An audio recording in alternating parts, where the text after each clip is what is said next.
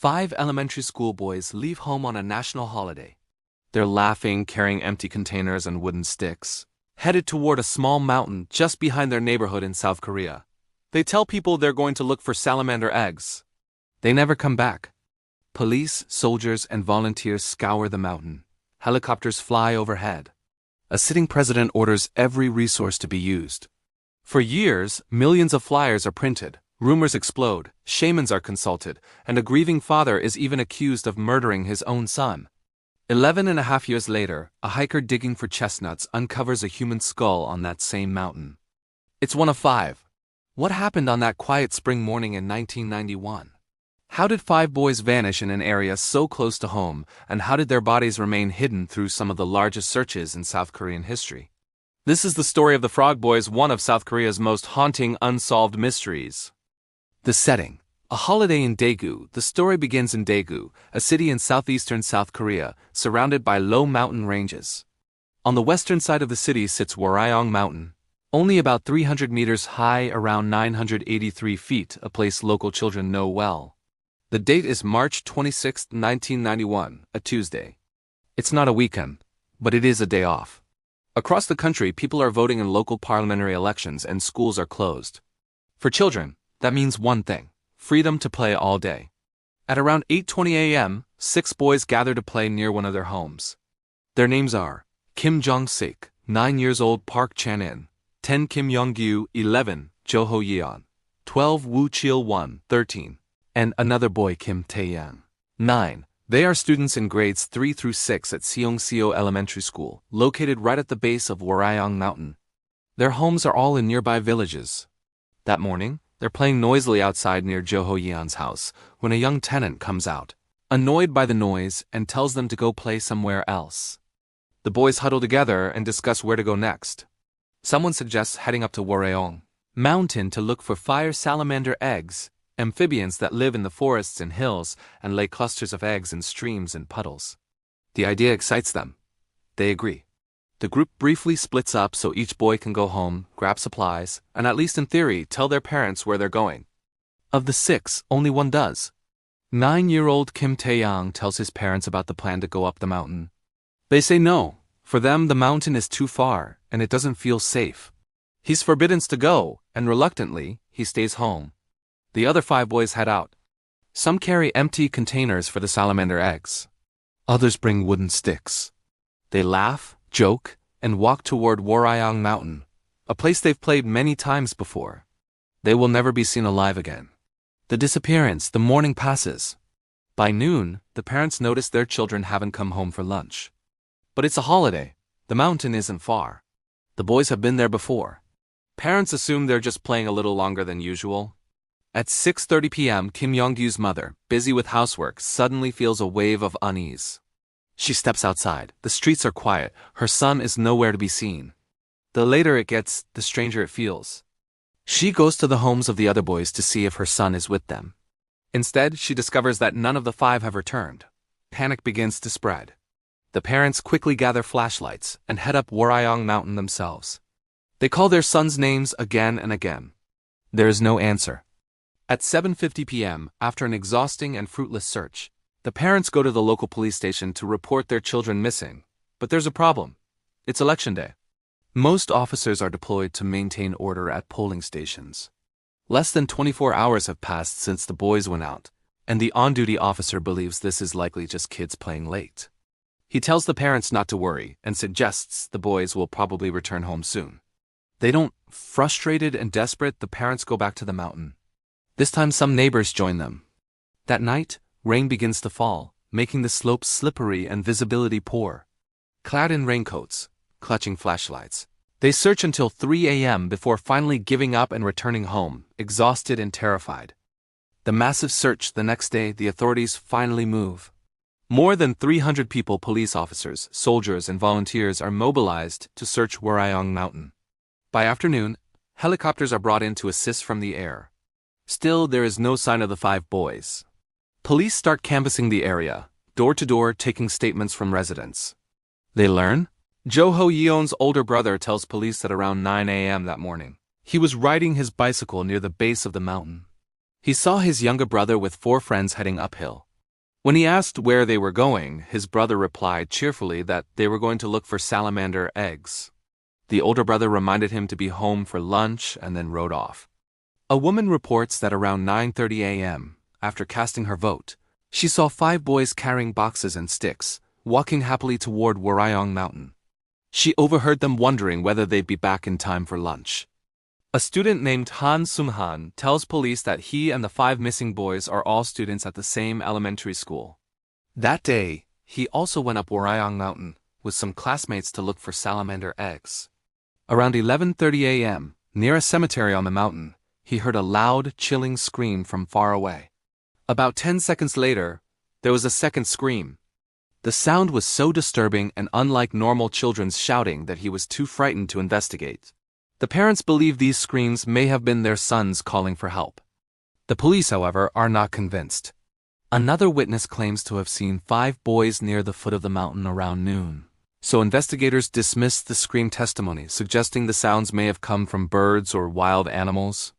Other sightings only add confusion. A 42-year-old villager claims he saw 5 boys playing near a pond close to the village at 4:30 p.m. that day. But all of these reports rely on people's memories, which can be unreliable and contradictory. The inconsistencies begin to derail the investigation. Early theories and nationwide attention. At first, police consider the simplest explanation. Maybe the boys ran away after arguments at home and got lost. The parents reject this immediately. They insist they don't hit or severely scold their children. The families are stable, and the boys had no reason to run away, especially not all 5 together. Investigators then explore the idea of a crime committed by someone known to the families. But background checks show that the families are generally well regarded, with no serious conflicts in the neighborhood. The next theory is kidnapping.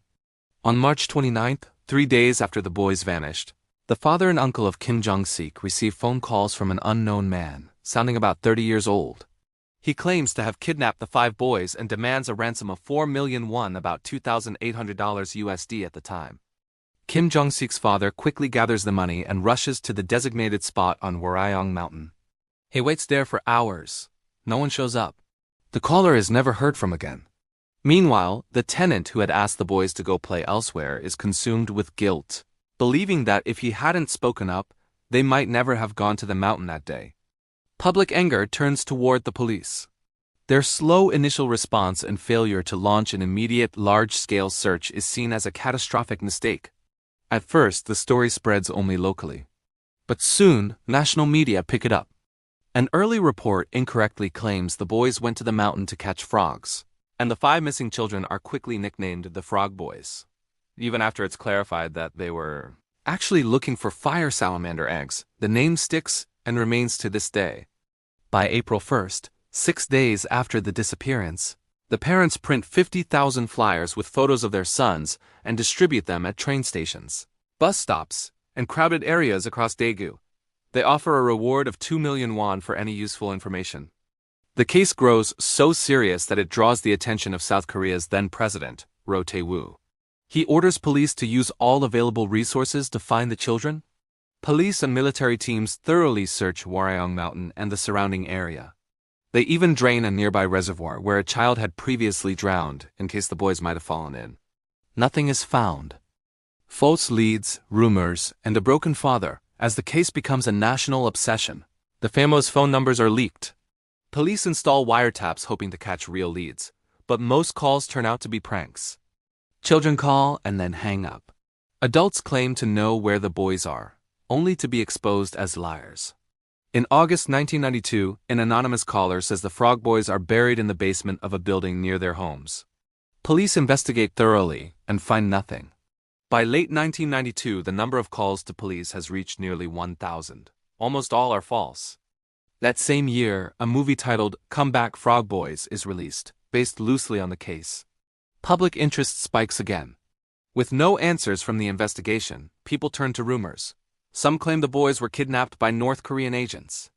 Others say they were taken by people suffering from Hansen's disease, leprosy, to be used in bizarre treatments. Even alien abduction theories begin to circulate. Police investigate the more plausible rumors, but repeatedly hit dead ends.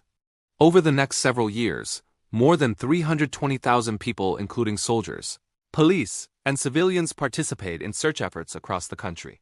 In 1995, 4 years after the boys disappeared, police used computer technology to create aged progressed portraits and distribute more than 2 million flyers. Once again, it leads to false sightings and no resolution. Out of desperation, investigators even consult shamans, hoping for any clue. By now, the case has dragged on for years. The parents, emotionally destroyed and financially exhausted, are eventually forced to return to work just to survive. In January 1996, a shocking claim makes headlines. A criminal psychology professor from one of South Korea's top universities publicly suggests that the Frog Boys were actually murdered by one of the fathers, and that their bodies are buried in his home. The accused father, already grieving the loss of his child, is devastated and furious. Police, however, take the professor's suggestions seriously. In a widely televised event, officers dig up and partially demolish the father's house, looking for hidden bodies. They find nothing. The man breaks down, crying out that losing his child has already been unbearable, and now the world is accusing him of murdering his own son. The professor faces intense public backlash and legal consequences for defamation, but the damage is done. The father never fully recovers from the ordeal. Struggling with grief and alcohol, he dies of liver cancer in October 2001, never knowing what really happened to his son. The discovery, 11 and a half years later, then finally, there is a breakthrough. On September 26, 2002, more than 11 years after the disappearance, 60-year-old man is hiking Warayong Mountain to collect chestnuts. Using a stick to scrape at the ground, he uncovers something that looks like clothing buried in dirt and leaves. Curious, he digs deeper. He finds a human skull. A day earlier, police had received a similar call from someone claiming to have seen human remains on the mountain. After years of prank calls and the belief that the mountain had already been thoroughly searched, police dismissed it. But now, with a second report, they act. At a shallow pit on the mountain, investigators uncover 4 sets of skeletal remains, piled together, with a large rock placed over them. About 150 meters, or around 500 feet away, they find a 5th skeleton. The clothing at the scene is not worn normally. It has been removed from the bodies, separated and tied together. Despite the decomposition, the families recognize the clothes as those their sons wore on the day they disappeared. Their last hope that their boys might somehow be alive somewhere dies on that mountain. The initial explanation versus forensic reality at the scene, police quickly present a theory. The boys likely played on the mountain until late, got lost, grew cold, and died of hypothermia. The tied clothing, they suggest, may have been used to keep the group together, or improvise some sort of rope. But this explanation raises immediate objections. The families point out, their homes are right at the base of Warayong Mountain. The boys have played there many times and know the area well. The mountain is not high or remote. At night, you can still see the lights of the village below. The site where the bodies were found is only about 3 kilometers less than 2 miles from their homes, and about 500 meters from the nearest village. It seems highly unlikely that all 5 children simply got lost and quietly froze to death so close to home. At the site, police also find more than 10 bullet casings and spent shells of various types. Near Warayong Mountain, there is a shooting range used by a local army unit, leading to speculation that the boys might have been hit by stray bullets. However, experts quickly dismiss this.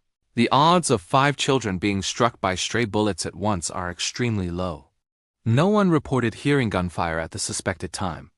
And when the skulls are examined, the damage does not match typical bullet wounds. The bullet casings were most likely picked up and collected by the boys while they were playing. The public is outraged by how the excavation is handled. Police dig with pickaxes, handle remains casually, and jump to early conclusions, all under media cameras. For many, it's another sign of unprofessionalism in a case already marked by errors. A more detailed analysis is carried out by forensic experts at a major university. Their findings change everything. They determine, on the bones of Park Chan-in and Jo Ho-yeon, there are no clear marks of trauma, so their exact cause of death cannot be determined. Kim Jong-sik also had a broken left arm. The forensic team concludes that the boys were not victims of an accident. They were murdered. After testing various tools, investigators suggest that the likely murder weapon was a welding, tool with one pointed end and one flat end used to scrape off welding slag. It's not something people usually carry around casually, but it is a common tool for welders and some construction workers. Even with this clue, finding the killer proves nearly impossible. Reconstructing the crime based on the evidence, investigators pieced together a possible scenario. The 5 boys spread out on Warayong Mountain, searching the forest floor and streams for salamander eggs. At some point, they encounter an unknown attacker armed with a heavy pointed tool. Wu Chil-1, being the oldest, likely tries to protect the younger boys and fights back. He suffers the most injuries. Kim Jong-sik appears to have tried to run. As he fled, the attacker struck him from behind. He raised his left arm to shield himself. The blow breaks his arm and then lands on his head, killing him. Kim Yong-gyu also appears to have attempted escape. A struggle tears his shirt sleeve and buttons, but he too is ultimately struck in the head and killed. After these 3 are dead, the attacker subdues Park Chan-in and Jo Ho-yeon. Police theorize that their clothing was removed, tied into restraints, and used to strangle or bind them, which would explain the lack of visible bone injuries but the presence of tied clothing at the site. The 5 bodies are then buried in a shallow pit, with a large rock placed on top possibly to hide the grave, or, as some suggest, from a misguided belief that the boys might stay down if they woke up. The attack appears both prepared and impulsive. Prepared, because the weapon is specialized and not typically carried for no reason. Impulsive, because it's hard to believe someone planned in advance to murder 5 children who decided that very morning, on a whim, to go to the mountain. The killer may have lived nearby or returned to the mountain regularly, comfortable enough with the area to commit and conceal such a crime. Unanswered questions and theories, even with the remains found. Disturbing questions remain. Why weren't the bodies found earlier, during massive searches involving thousands of people? Why were most of the victims' hair and many teeth missing, despite these usually decomposing more slowly? Why were the knots used to tie the clothes so unusual, not typical of everyday tying methods?